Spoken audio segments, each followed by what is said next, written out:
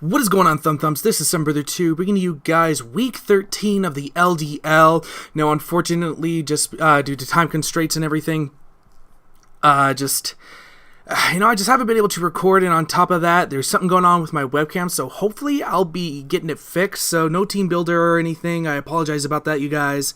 Hopefully, once we get into playoff seasons, when I'll make sure that everything is taken care of. But for now, let's go ahead and just get this going. As you guys do see, Matt and I did play.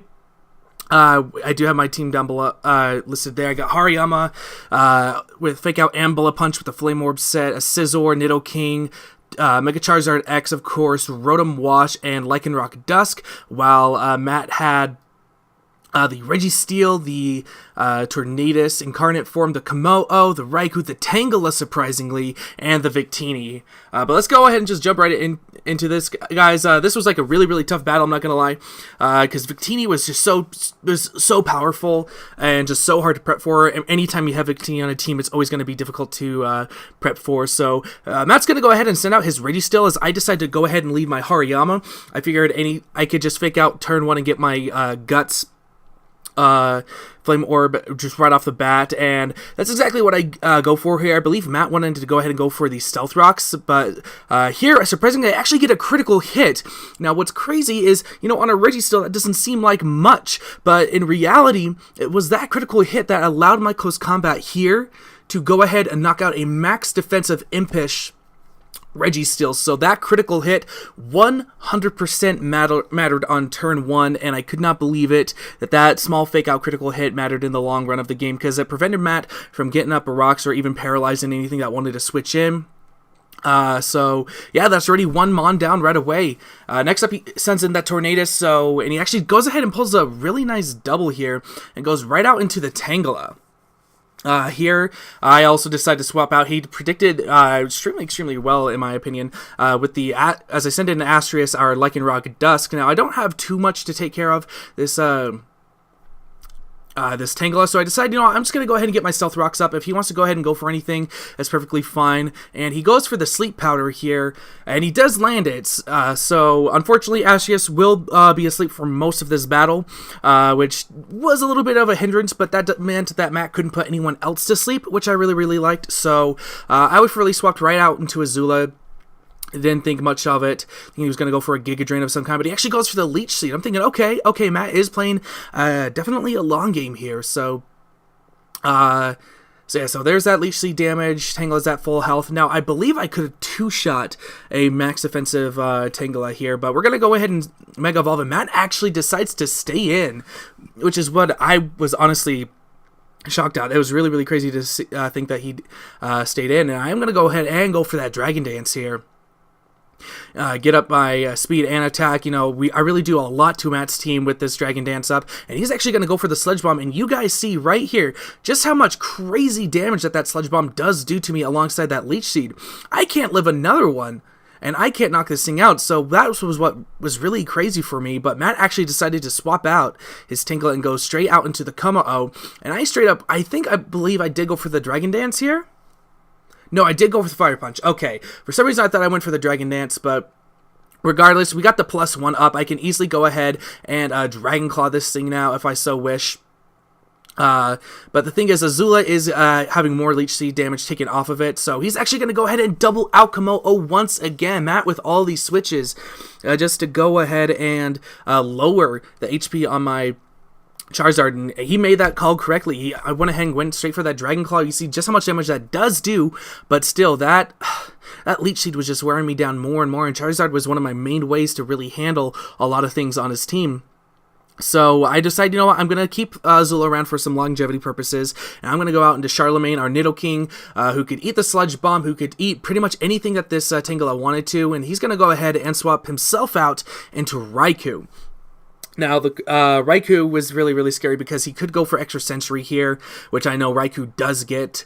I knew that going into this matchup right here, so I decided to go ahead and just stay in and get off as much damage as I possibly could, as we do see the Sludge Wave damage does over 50%, and he's going to go ahead and has that Extra Sensory.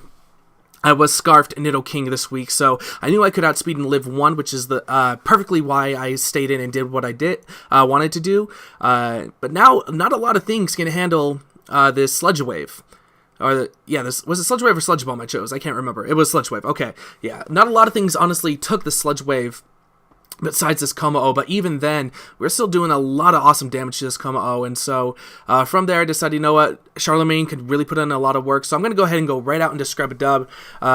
Is built max defensive to go ahead and eat any big hit from Victini, honestly, but Matt decides to Dragon Tail me out right into the perfect Mon, honestly. Jelly Rolls got dragged in here, and I was free to go for the fake out Bullet Punch follow-up on this thing. It just allowed me some really good damage off of it.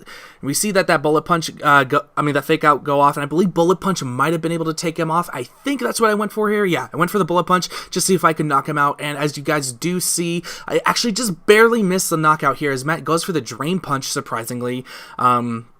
As you see, he does get back a lot of health there, which is quite honestly crazy, but I knew I couldn't do that again, so Jelly Rolls was taking more burn damage. I knew Jelly Rolls could put in more work later on, but at the same time, I realized, like, hey, this is a wonderful chance to knock out this Como-O. So, I'm going to go ahead and stay in. He's going to get more health back, yes. I'm going to go ahead and go for the close combat and knock this thing out, because Como-O is such a huge threat against my team altogether, and if I let this thing stay on the field, it can honestly just wear my team down more and more. So down goes the Como-O. Jelly Rolls probably has maybe 1 or 2 more good turns on him, which I really like. So here is this Tornadus. He takes 25% from rocks, and from there, I believe I went for the Bullet Punch, just wanting to go ahead and hit this thing as hard as I could, as it actually goes for the bulk up. A bulk up Tornadus is actually really cool, if you ask me, and with that priority with Prankster, it allowed him to get it up before I could hit him with my my Bullet Punch. So he's at +1/+1. He's got now a +2 bulk up, +2 attack, +2 defense, which is honestly really crazy. I can't believe it. So I'm just going to go ahead and go for the knockoff, get rid of whatever berry he has on him. And he actually had the Citrus Berry, so it's a good thing I did go for that knockoff, because that Citrus Berry would have added so much longevity to that Tornadus.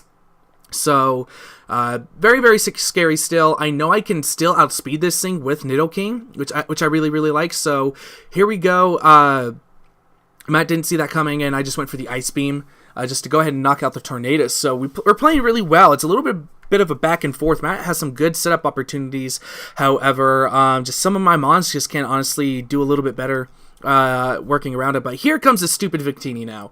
Victini comes in, takes 25% to rocks. Charlemagne can easily outspeed it if it's not Scarf with Earth Power and knock it out. So I'm going to go ahead and actually just sack off my Azula, see what he wants to go for. As he actually goes for that Zen Headbutt, knocking out Azula. Okay, so Zen Headbutt is a good coverage move. I can see that it's physical, but is it Banded? Is it Scarf? There's something I need to figure out here. So in comes my Rotom. If he wants to go for a hit against me, he obviously can. If not, Rotom's going to be putting in the work against it with Hydro Pump, which he does switch out accordingly for. So Tangela comes in, takes a little bit of rocks damage, and right here I decide to go ahead and Toxic, because it was the safest thing for me to do. He really doesn't have a lot of switch-ins to take care of Toxic, and get rid of this Tangela, which I did see as a potential swap-in. Just getting rid of this thing in the long run was just wonderful. It was honestly wonderful. So Tangela is getting more poison damage here. He can go for the Leech Seed if he wants, but I'm going to go ahead, and he actually outspeeds me here. This thing was an offensive Tangela somehow. This Energy Ball, I lived on 1, surprisingly. I don't know how, but I was able to live on 1 and get this Volt Switch off, which allows the poison to now take out the Tangela the next turn. That living on 1, I just couldn't believe it. Living on 1 was scary. I could not believe that we lived on 1 there. The Tangela goes down to poison, so still a very close match. Matt can definitely bring this back with Victini all the way, as he does send that thing right back out in, which honestly led me to believe that it was Scarfed. However, now that it had taken 2 times to rocks damage, I knew I could go ahead and get off one last good turn with Sucker Punch, regardless if it was Scarf or not, to guarantee that, like in Rock, he'd come in with the Cell Rock if I could wake up and kill it. Especially after using V-Crit. The fact that it used Zen Headbutt was actually a godsend for me. So Charlemagne goes down. I figured one last hit off of that would guarantee that I can't come back in on rocks. And I'm going to go right out into Ferrari here. Ferrari, our Scizor here. Wonderful Mon. The bullet punch after that defense drop actually allowed me to go ahead and take it out. So Scizor coming through, taking on probably one of its worst fears of Victini with the bullet punch. And up next is going to be Raikou. Raikou honestly can't do anything to me unless he does have the hidden power fire. But all in all, it was a wonderful match against Matt. I'm not going to lie. Taking home a 3-0 victory against Matt, who was such a tremendously tough opponent. You guys saw Matt snag the paralysis there. I forgot about that. But Matt played wonderfully. He had some really nice doubles. And all in all, just a really, really awesome match. And yeah, like it could have gone any other way. There were a couple close calls. The fact that I did get that crit turn 1 against Matt and the Registeel mattered in the long run. It allowed rocks to stay off of my field and helped Azula and everything not get as worn down as it did. So all in all, an awesome match, you guys. Next week we are going to be playing, I believe it is Carlos, I want to say. That sounds right, but it might be wrong. But the Darmanitans, we're taking on the Darmanitans next week, so stay looking forward to that. I'm going to get up out of here. Thank you guys so much for watching. This is Thumbbrother 2, and I'll see you guys in the next episode.